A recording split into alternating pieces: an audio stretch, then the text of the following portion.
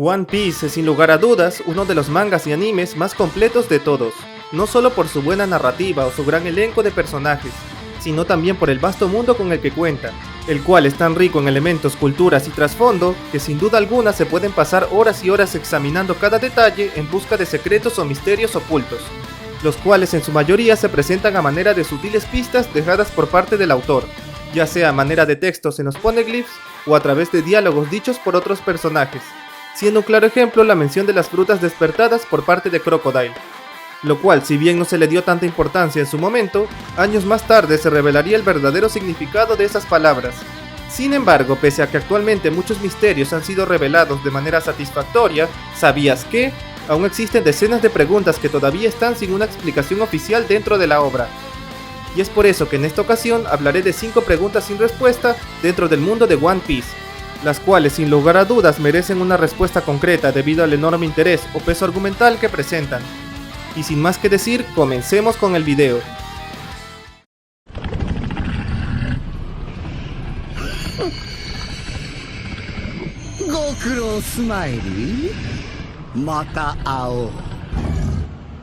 Número 5. ¿Cómo un objeto es capaz de consumir una fruta del diablo? Y empezando esta lista tenemos una de las preguntas más antiguas que todo buen fanático de One Piece se habrá hecho al menos una vez.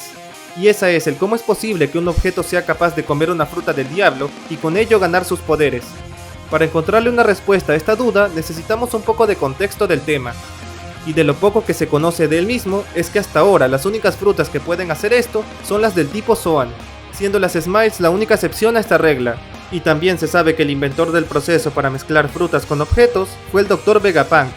el cual lo descubrió en una de sus tantas investigaciones. Y no solo eso, sino que también descubrió qué son exactamente dichas frutas. Y lo que es más, pudo replicar una Zoan mítica de manera funcional. Y aunque esto último se considera un fracaso por parte de él, según lo visto en el manga parece ser que eso solo fue una mentira por parte del propio Vegapunk, para así despistar al gobierno de sus descubrimientos reales.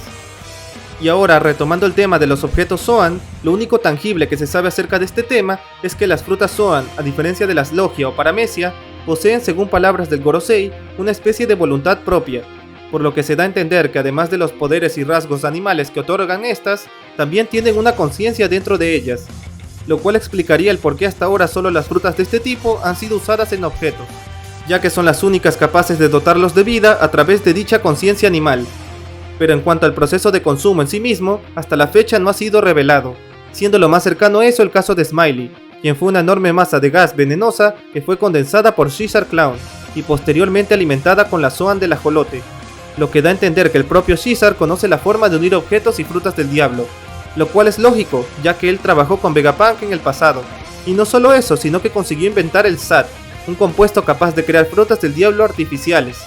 lo cual sin duda está estrechamente ligado al procedimiento de Vegapunk para unir objetos y frutas de manera eficiente. Y en base a todo lo ya mencionado, solo se me ocurre una posible respuesta, la cual parece ser bastante obvia en retrospectiva, y esa es que el proceso para alimentar un objeto con una fruta del diablo probablemente implica el licuar o disolver dicha fruta para luego impregnar el objeto con su jugo, lo cual haría que estos dos lentamente se mezclaran y luego de un tiempo dieran como resultado un objeto animalizado, por así decirlo, lo cual explicaría cómo existen personajes que poseen animales de este tipo, tales como Mr. 4 o el propio Hitetsu, los cuales no parecen tener una conexión con Vegapunk, y aún así fueron capaces de alimentar una cosa con una fruta del diablo, gracias a que de una forma u otra, estos descubrieron la forma correcta de hacerlo.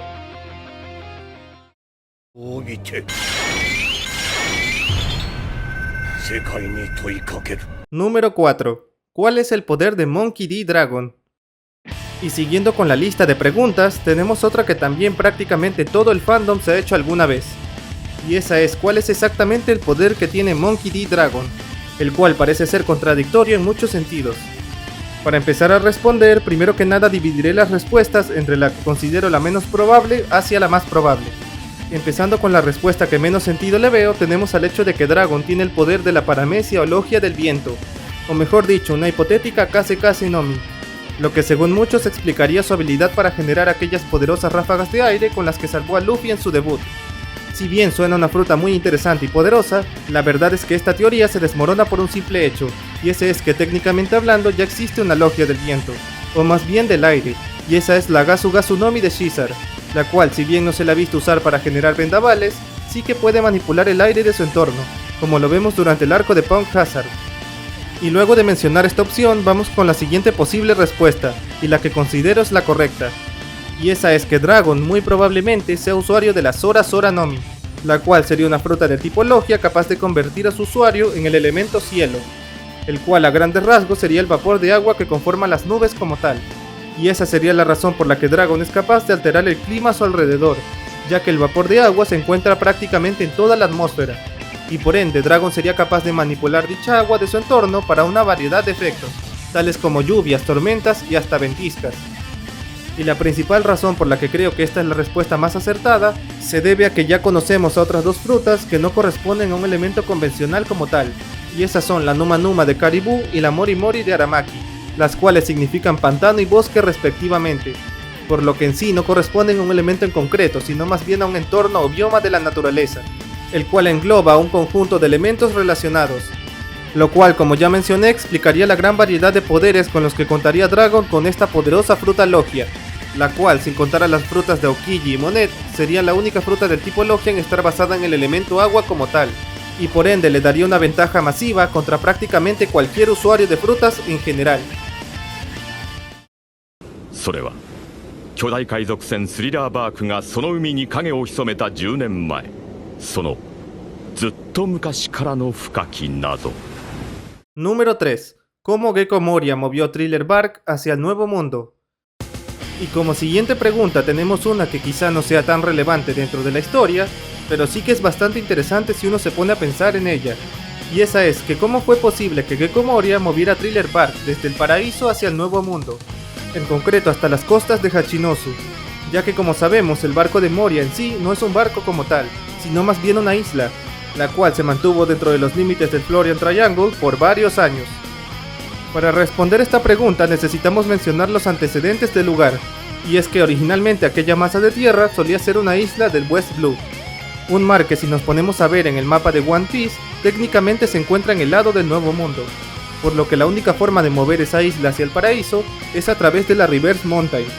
cosa imposible para aquella isla dado su enorme tamaño. Por ello, aún nos queda la duda de cómo Thriller Bark ha sido movida en dos ocasiones distintas, y la primera respuesta que se me viene a la mente es que Thriller Bark originalmente fue movida con el poder de una fruta del diablo, un hecho que ya hemos visto con dos islas puntuales, siendo estas la isla Nabio y Onigashima, las cuales fueron levantadas en el aire gracias a los poderes de las frutas de Shiki y Kaido respectivamente, por lo que no es tan descabellado pensar que existe alguna otra fruta capaz de levantar o transportar una isla entera hacia otra zona en particular. Y la candidata más probable en mi opinión sería la Wapu Wapu Nomi de Van Augur, la cual le permite teletransportarlo a grandes distancias, por lo que lo más seguro es que en teoría el primer usuario de esta fruta usó su despertar para teletransportar Thriller Bark hacia el otro lado del mundo, en concreto hacia el Florian Triangle con relativa facilidad. Con eso responderíamos en parte cómo fue movida la primera vez, pero aún nos queda la interrogante de cómo el propio Moria trasladó la isla hacia el Nuevo Mundo en la actualidad. Y la respuesta es una que quizás suene muy loca, y esa es que Moria movió su isla gracias a una Knock-Up Stream, pero no una estándar como la que los Mugiwara usaron para llegar a Skypiea, sino una Mega Knock-Up Stream, tan grande y masiva que fue capaz de lanzar una isla como Thriller Bark por los aires, haciendo que ésta pudiera moverse hacia el otro lado del mar sin verse limitada por las fronteras convencionales. Y el dato que apoya esta teoría es la gran silueta mostrada al final del arco de Thriller Bark, la cual, a pesar de que en la lejanía parece un monstruo, en realidad son grandes torbellinos de mar, tal y como lo demuestra el juego One Piece Unlimited Cruise, el cual de hecho tiene un guión hecho por el propio Oda, por lo cual podemos suponer que al igual que aquellos torbellinos, pudo haber uno gigantesco que se forme en el momento y lugar correcto para lanzar a Thriller Bark hacia el Nuevo Mundo sin mayores problemas.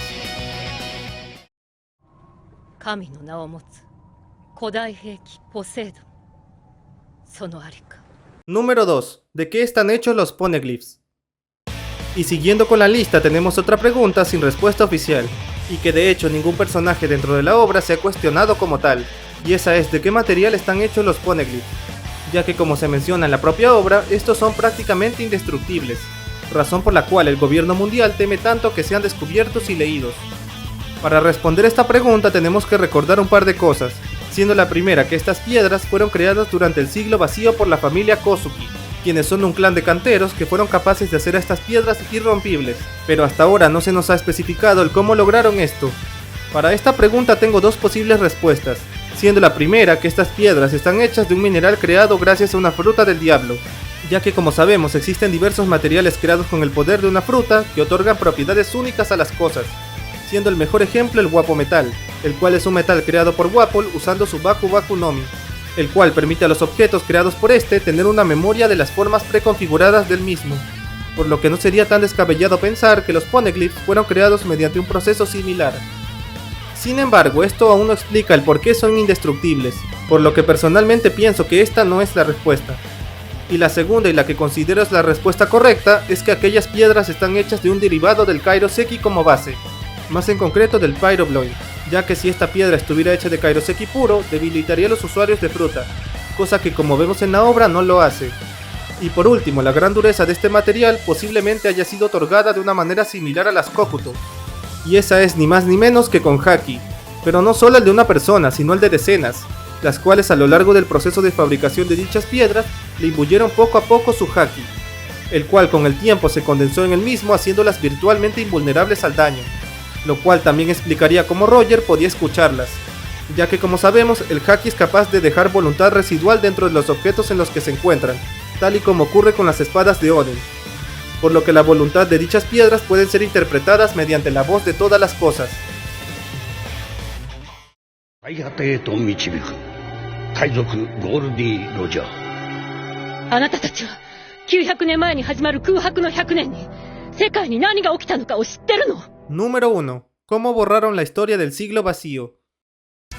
Y para cerrar esta lista tenemos la pregunta más cuestionada de todas, ya que es la que más dudas y curiosidad genera al momento de ponerse a pensar en la misma. Y esa es el cómo el gobierno mundial fue capaz de borrar de la mente de las personas todo lo ocurrido durante el siglo vacío. Para responder esta pregunta necesitamos ver los acontecimientos más recientes del manga, en concreto cuando In-sama destruyó el reino de Lulusia con aquella misteriosa arma aérea, ya que luego de borrarla de la faz de la tierra, el Gorosei le dijo al departamento de comunicaciones que aquel reino nunca había existido,